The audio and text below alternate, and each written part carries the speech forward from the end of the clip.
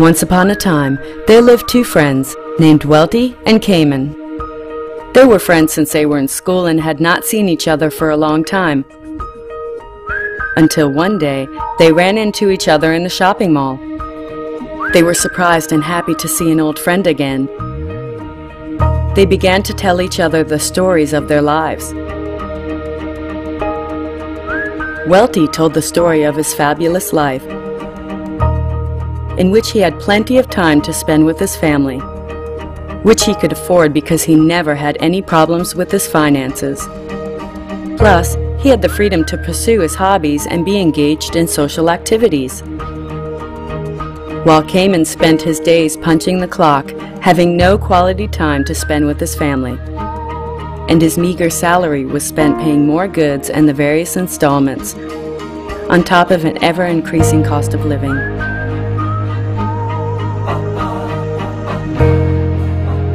Seeing his friend's pitiful condition, Welty shared a lot of input with his friend.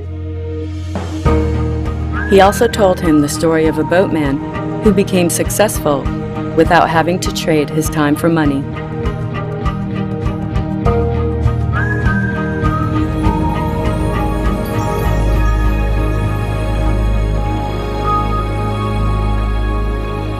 Once upon a time, there lived the village chief, who had a beautiful daughter. Her beauty was such that all the young men in the village fancies her. Ari was the name of the girl, given to her by her parents. Of all the young men in the village, Ari only set her eyes on two of them. One was called Brito, and the other, Bodhi. It was their spirit and ambition that really impressed her. Time passed, then season changed, until one fateful day, a terrible disaster struck the village. A mighty earthquake had split the village into two parts, separated in the middle by a wide and deep river. The village chief and his family was now on the western bank of the river, while the two young men, Brito and Bodhi, were on the eastern shore of the river. The two young men started to make raft in order to cross the river to see Ari. They did not realize that this raft brought them something unexpected. They began to make money crossing the villages who wanted to see their families to the other side of the river. Time passed, and by next year, Ari will be 18 years old. According to the village tradition, a girl is entitled to choose her suitor when she reached the ages of 18. Ari was so distressed, but could not make up her mind as to choose between Brito or Bodhi. Seeing the dilemma of his daughter, the village chief finally declared a contest.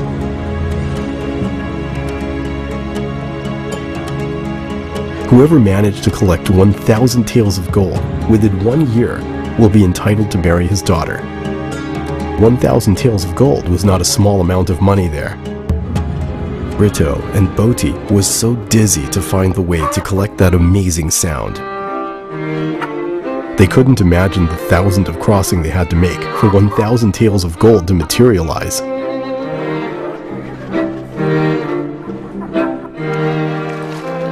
They worked harder and competed to cross more people in order to make the 1,000 taels of gold.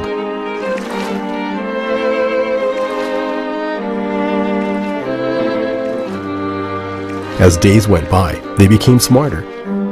Now, they were not only building rafts, but boats to accommodate more people in one crossing, thus increasing their income.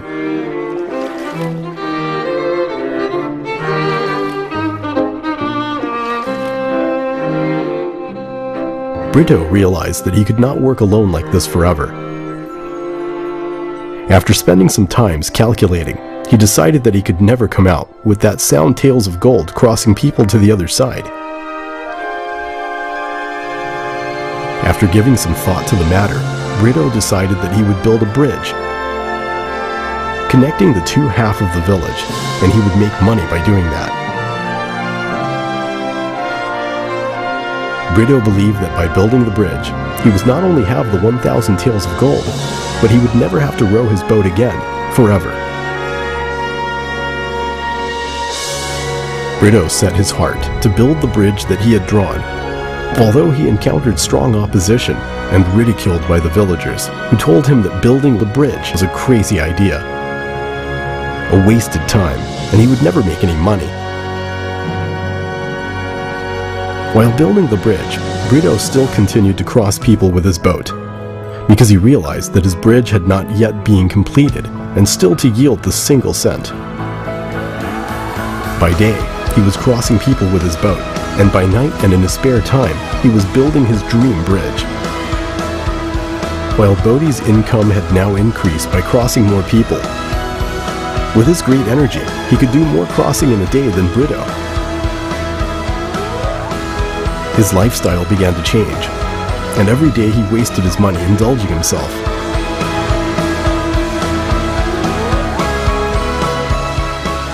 Winter had finally arrived. Brito finally finished to building his bridge. The opening day of the bridge was greeted enthusiastically by the villagers. The price of crossing the bridge was much lower than the paid fare charged by the boats. Moreover, it was much safer crossing the bridge than a boat rides which carried with it the risk of sinking. Brito Bridge functioned very well, and every day people paid to cross. Brito income began to pour in stably. He only needed to build the connecting pipe to let the money streaming into him. Naturally, this led him to be the first to collect the 1,000 taels of gold required by the village chief. Meanwhile, Bodhi's income dwindled every single day. More so as the winter approached and the water of the river turned to ice. The villagers would much prefer to cross the bridge that Brito had built. There was no risk of sinking, and it wasn't slippery even when ice was present. Now even Bodhi's strength began to fail. He pushed himself too far. Poor Bodhi, he traded all of his time for money, and now even he could not use his strong body for work. The expression on his face began to change. Now autumn had arrived, and Brito's dream finally came true. With confidence, Brito went to the house of the village chief to ask Ari's hand in marriage. Finally, Brito and Ari lived happily ever after, enjoy financial freedom, time freedom, and prosperity forever.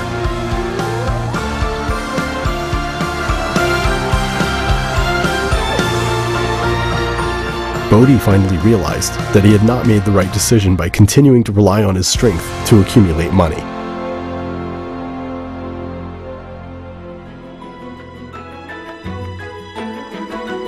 After listening intently to the story, Cayman was beginning to think that he too was doing the same thing that Bodhi did. All this time, he was trading his time for money. Arriving home, Cayman still pondered Welty's word. Before going to bed, he made the decision to follow Welty's advice, that is, to make a smart move like Brito did.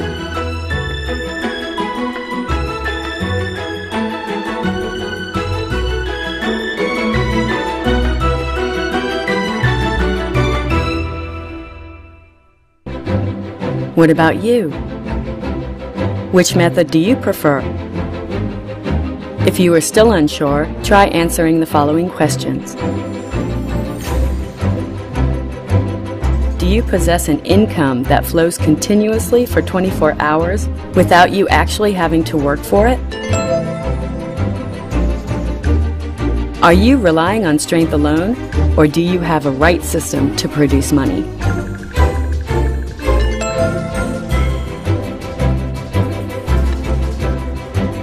Does your income continue to flow after you are gone?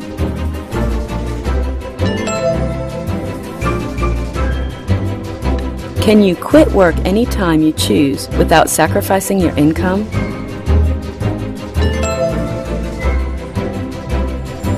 Should you for any reason be out of work now, can you survive for the next year without a job?